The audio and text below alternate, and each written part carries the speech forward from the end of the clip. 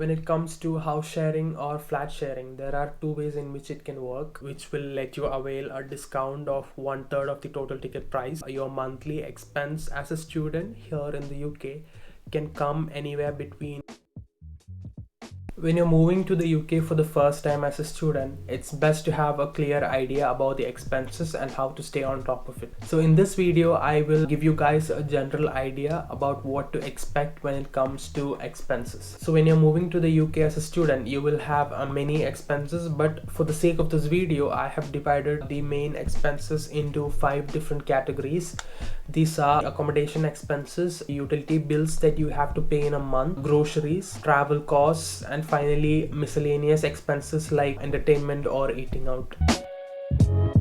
So for the first part of the video, we will discuss about the accommodation expenses. When it comes to accommodation for a student, there are various options such as house sharing, flat sharing, studio flats, or student accommodations where a student can live in. When it comes to house sharing or flat sharing, there are two ways in which it can work. You can either rent out the entire property and share the total rent with the occupants or your roommates. The other way is in which you have to pay a fixed amount per person to the landlord or the agency from whom you took the property. So for this, when you're looking through a website for a property or a house, it will be given as PPPW, which means it's the price per person per week. So when it comes to a month, it'll be a fixed price per month. So when it comes to a house or a flat, it'll have like separate kitchen area, bathrooms, ensuite bathrooms, or a separate bathrooms like normal houses or flats. On the other hand, studio flats will have different amenities like cooking area, a study table, ensuite bathrooms, everything clubbed together. Student accommodations are more or less similar to studio flats, but the only difference is that these will have some shared spaces such as social spaces or laundry rooms, which will be common for everyone. So when it comes to my experience of accommodation, I used to share a house with 2 other people. I took that house through an agency near my university. I used to pay £80 per week, and that came around to £320 per month. Each person had to pay £320 per month. So I did a home tour video of that house, and if you're interested in watching it, I'll link it in the description. So in that video, I have explained in detail about the different amenities and major differences that you will have when you're moving into a UK house. So moving on with the accommodation expenses, typically the rent ranges from £300 to £500 when it comes to house sharing or flat sharing per person. But when it comes to studio flats, it'll be on the higher side, around £600 to £800. This will also depend on the location. Like I said previously, rent will depend on location and the amenities offered. For example, if you're looking for accommodation in and around the city center, it'll be on the higher side, but when it comes to outskirts of the city, it'll be on the cheaper side. So if you're willing to travel back and forth for university or part-time work, you can get cheaper options on the outskirts of the city. If you're looking for accommodations, there are various online websites that you can go on to, like Rightmove, Zoopla, Gumtree, Spare Room, etc. So right now I have the Rightmove website open in my laptop. So I am searching in Manchester city centre. So you can change the search radius within how many miles that you want. Also the price range, minimum amount and the maximum amount, and the number of bedrooms, and also property type like houses, flats, or student accommodations, etc. And then if you click on find properties, this will give you a list of properties which are available in that particular area.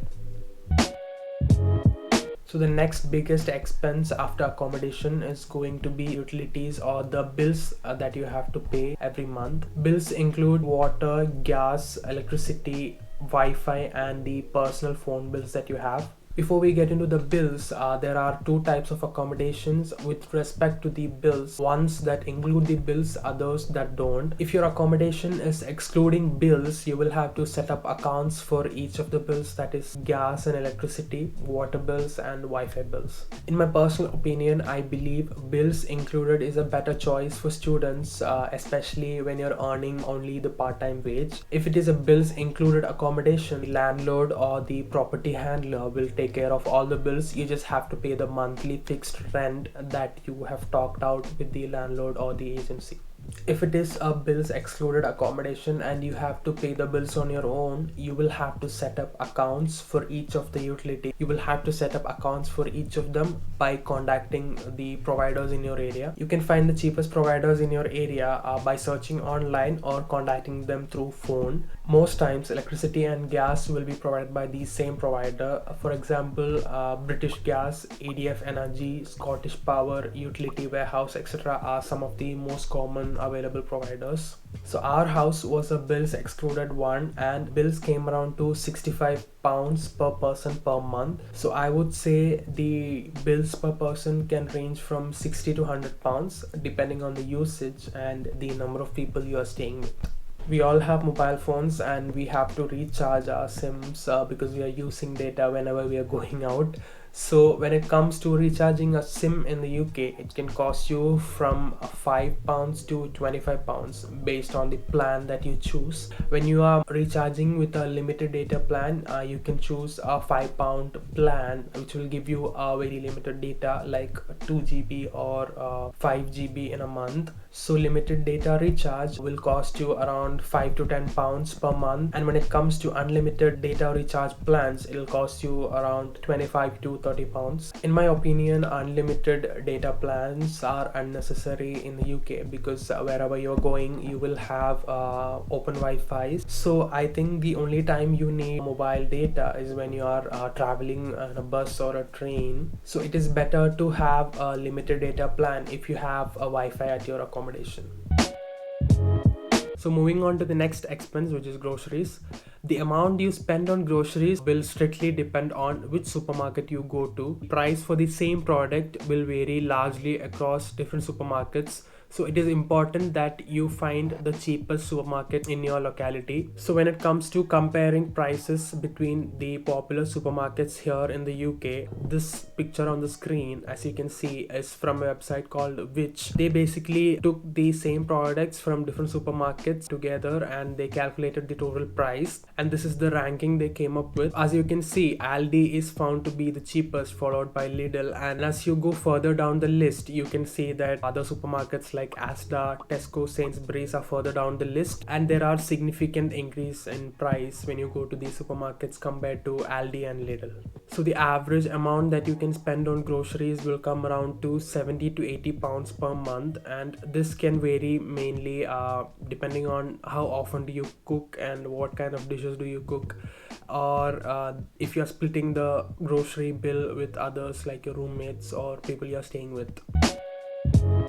Now let's talk about the travel expenses. Two of the most common modes of transport here in the UK are buses and trains. Like literally, if you were to find a remote place in the UK, you will find a bus service to that place. You can get the bus and go to that place. If you travel frequently to work or to university back and forth from your accommodation, there will be bus passes which will let you take unlimited trips in a day, a month, or a year depending on the plan you choose, and they will also have student discounts for bus passes. So I have taken a bus pass for my travel to work, and it costs me £55 per month. It can vary depending on provider of the travel and also the city where you're staying in. So depending on the frequency of the travel, you can either opt for a bus pass or you can pay for each of the trip you're taking. So either way, on average, I would say the travel expense would come to £60 per month. Though buses are available for inter-city travel, if you're going on longer journeys, it would be best to opt for trains. But as you guessed, the train journeys are a bit more on the expensive side. For frequent train travels, there's this thing called the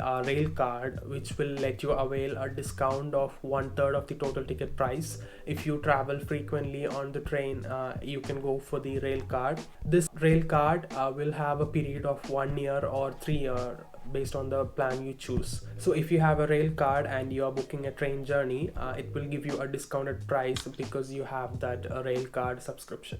Now obviously there will be taxes in all of the cities. Here the most popular ones are Uber and Bolt. So in case of emergencies, quick travel or late night journeys, you can always book a cab and travel.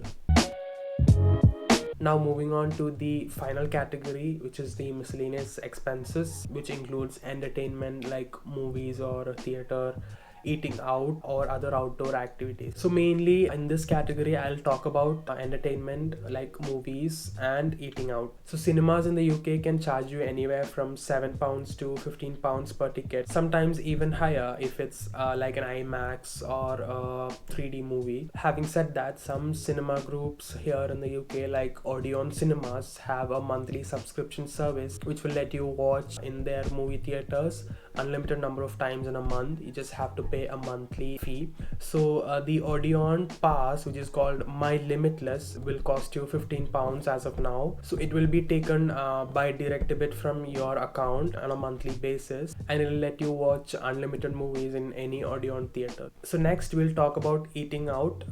Eating out or dining out is generally on the expensive side in the UK, except when it comes to global fast food chains like McDonald's, Burger King or KFC. They'll be on the normally priced side. I have talked about eating out and movies, but there are other indoor and outdoor activities which you can find like mini golf, arcade games, bowling, etc. So the miscellaneous expenses will depend on the frequency in which you go out and also your lifestyle or spending habits. But I would say the general amount would be around 70 to £100 when it comes to miscellaneous expenses. In my case, I currently have the Odeon subscription, my limitless subscription, and I can go watch movies in any Odeon theater whenever I want. And I would say I go out to eat 3 or 4 times a month, and it'll come around to £50. These are all the expenses that you can have as a student. And to sum up, your monthly expense as a student here in the UK can come anywhere between £650 to £1,200. This will solely depend on the accommodation that you're living in and the lifestyle habit that you follow. So talking about my monthly total expense as a student, it came around to £650 to £700, mainly because my rent was on the cheaper side and it was a shared accommodation, and I was living near the university, so I didn't have to spend anything on traveling. I believe I have talked about everything I wanted to share in this video. If you have any further questions, you can let me know down in the comments below. I will try to answer them all. You can follow me on Instagram and reach out to me if you want. I'll link it in the description and also put it on the screen right now. I hope this video was helpful, and thank you so much for watching. Don't forget to like and subscribe to the channel. See you guys in another video. Bye.